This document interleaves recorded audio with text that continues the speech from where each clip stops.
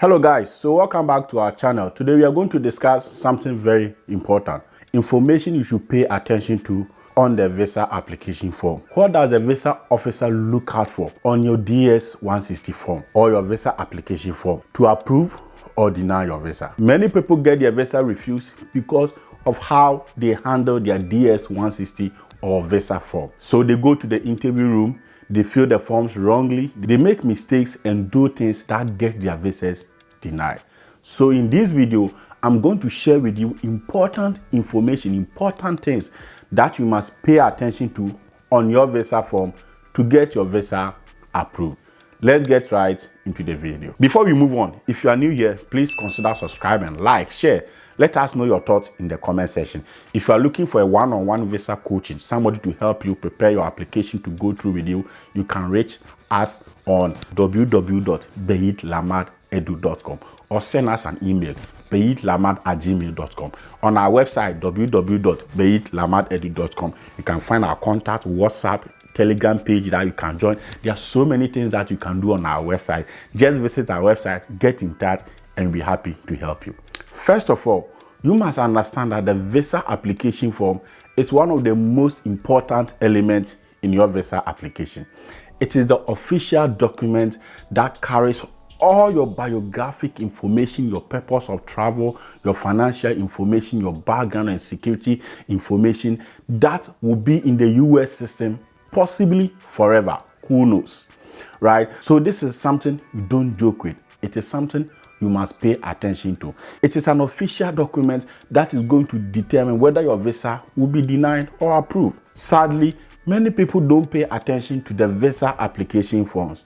They give it to agents or people to fill it for them without their involvement. And through this, they make a lot of mistakes. They put information, they put down things that are not necessary or things that cost them in the end.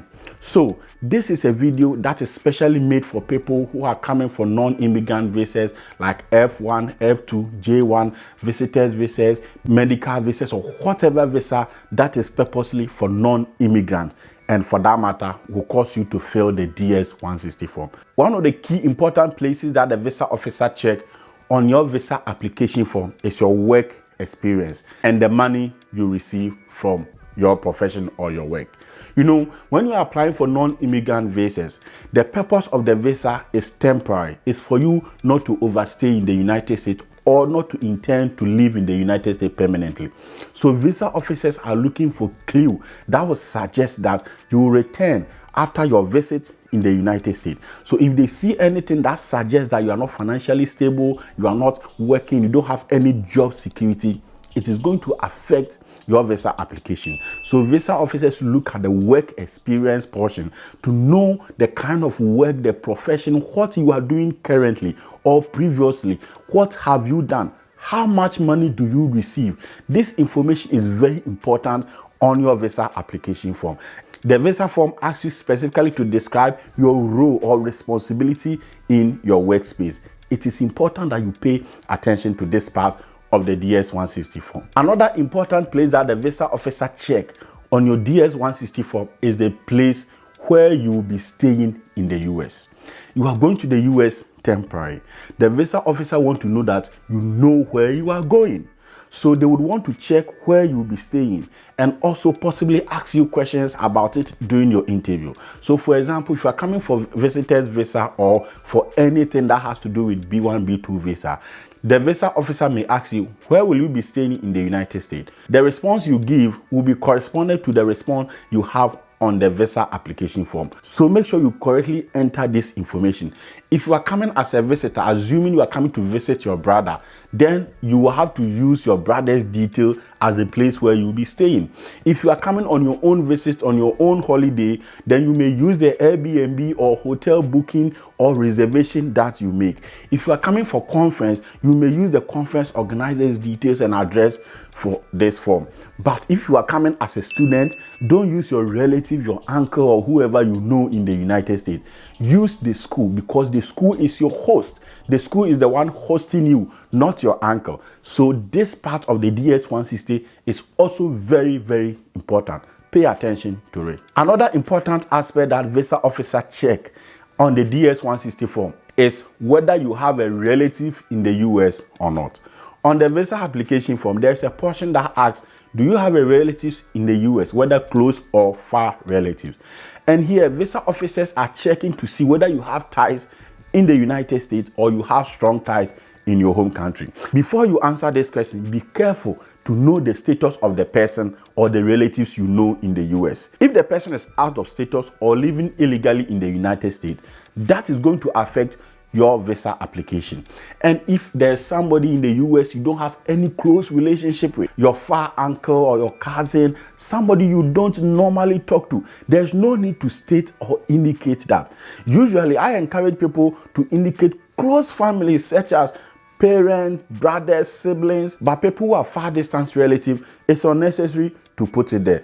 And as I said, talk to the person, make sure the person is aware. You have a conversation with the person to know the status of the person. You cannot just go to the embassy and say you have an uncle in the US when the uncle does not know anything whether you are coming or not. Have a meaningful conversation so that if the person is here legally, that will go in your favor. If the person is in the US illegally, that will go against you.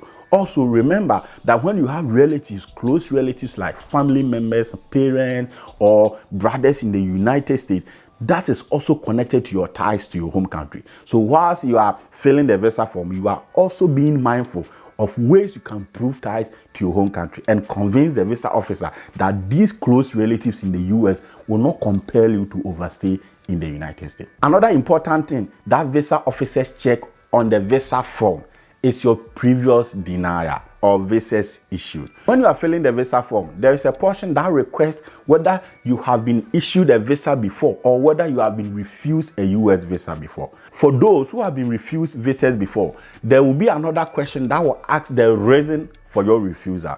This is a little bit tricky because when you go for the visa interview, they don't give you specific reasons why you were denied. They only give you the letter, one specific letter they give to everybody stating that you didn't prove ties to your home country. That is a 214B. So personally, what I do is that people that we coach or we prepare for visa interview who have been denied before, the explanation we give is that they were denied under the section 214B. The reason we adopt this approach is that we don't know why the visa officer denied the applicant. So in order for us to be safe and not speculate into giving some reasons that I was denied because I didn't speak about my funding or I didn't have money or I couldn't convince the visa officer about my purpose of travel. These are tricky things that are not obvious. So in order to be on the safer side, just fill the form and state that you were denied under the section 214B. However, when you go for the visa interview and the visa officer asks you, what have changed? Or why were you denied? You can explain that the last time I believe I couldn't communicate clearly to the visa officer to understand my purpose of study or my intent of traveling. This is another important thing to pay attention to. If you have been issued a visa before and you answer yes, remember that the US have a way to sync everything. So if you came here and you work illegally and it was reported in the system, that is going to go against you. You must be prepared to answer questions around that abuse on your visa. The other important thing that visa officers will look on your visa form is the person paying for your trip. So when you are filling the visa form, there is a question about who is paying for your trip. The general idea is that you must have money to sponsor and pay for your trip. So there are options that you can choose. If you're a student and you receive full funding, you can select US employer and enter the name of the school in the section where they ask you about the organization. If you are sponsoring yourself, you select self. If you are being sponsored by your parent, you select others and enter the name or the details of your parent there.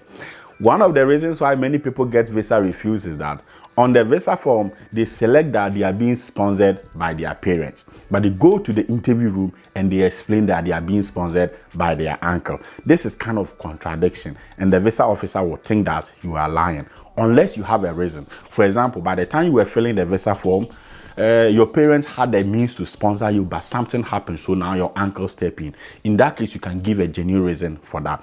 Pay attention to the person or entity paying for your trip. And remember, in some cases, you'll be asked to show proof about your funding. That is very important. The other most important thing that visa officers will check It's the security questions at the end of the visa application form, the DS-160 form.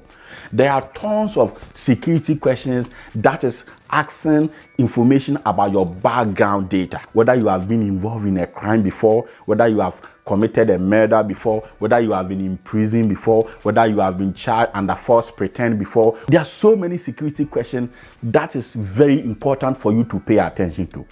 If you mistakenly select yes for one of the security questions that purportedly claim that you have been involved in crime or illegal activities before, your visa will be automatically denied.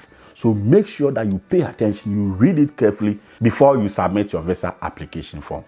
One last tip, filling the DS-160 form is not that complex. Even on this channel, I made a very good video and took my time to explain and guide you through how to fill the visa application form.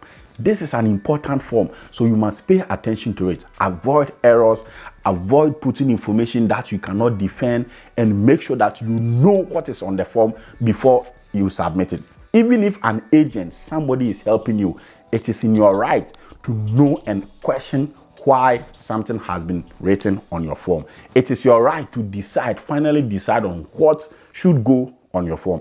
At the end of the day, whatever happened will be at your own risk. If you put a wrong information or an information that hurts your application, it is not going to hurt the agent. It is you that is going to be hurt. Make sure you pay attention to your visa form. If you are coming as a student, pay attention. Don't be in a rush. Read around, ask questions, because whatever you put on your visa form, assuming you come here in the US and later you want to transition to green card, permanent resident or whatever, the US still have your data in the system. You cannot claim that you are married. Now you came to the US 5 years later, you are going to marry somebody in the US without any proper process of divorce. Then that will expose you. So be careful. Whatever information you put on the DS-160 form matters. I hope this video is helpful. Please, if you are new here, consider subscribing, like, share. Let us know your thoughts in the comment section.